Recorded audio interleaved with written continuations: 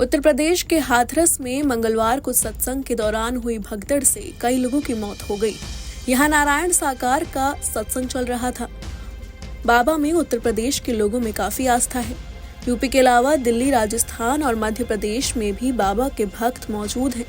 कुछ लोगों का कहना है कि बाबा के आश्रम में कई राज छिपे हुए हैं। बाबा को हमेशा सफेद सूट में देखा गया है।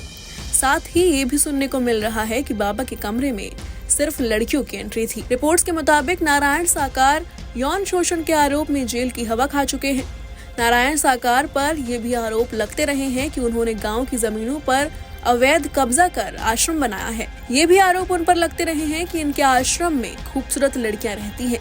इनके कमरे में लड़कियों के अलावा सिर्फ खास लोगों की एंट्री है। अन्य लोगों को बाबा के कमरे के अंदर जाने की इजाजत नहीं है। किसी बाहर के आदमी को तो उनके कमरे में जाने की कतई अनुमति नहीं है। बाबा भोले के पास महंगी लग्जरी गाड़ियां हैं। हालांकि बाबा जो लग्जरी गाड़ियां इस्तेमाल करते हैं उनमें से एक का भी रजिस्ट्रेशन उनके नाम पर नहीं है। सभी गाड़ियां दूसरे लोगों, खासतौर पर भक्तों के नाम पर हैं। बाबा ने अपने नाम पर कुछ भी नहीं रखा है। बताया जा रहा है कि एक बार ये जेल भी जा चुके हैं। हालांकि पिछले कुछ समय से बाबा की मान्यता लगातार बढ़ रही थी, लेकिन मंगलवार को सत्संग के दौरान अचानक भगदड़ मची और कई लोगों की जिंदगी चली गई। इसके बाद से ही अब बाबा फरार हैं। बता दें कि बाबा का असली नाम सूरजपाल है और रिपोर्ट्स में बताया जा रहा है कि वो जेल भी जा चुके हैं। बाबा बनने से पहले वो LIU में हेड कांस्टेबल थे। साल 1999 में उन्होंने नौकरी छोड़ दी थी।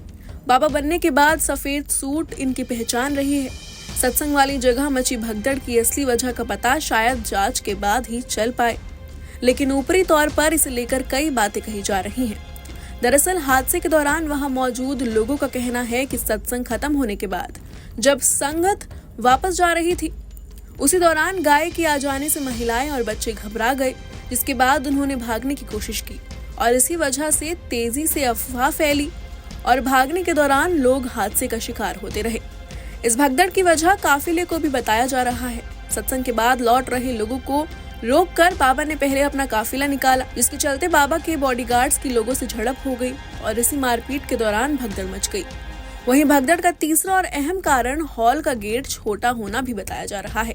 हालांकि सत्संग के लिए शामियाने का भी इंतजाम था, लोग खुले में भी बैठे थे, लेकिन सत्संग के साथ बने हॉल में भी कार्यक्रम जारी था और वहां से निकलने का गेट छोटा था।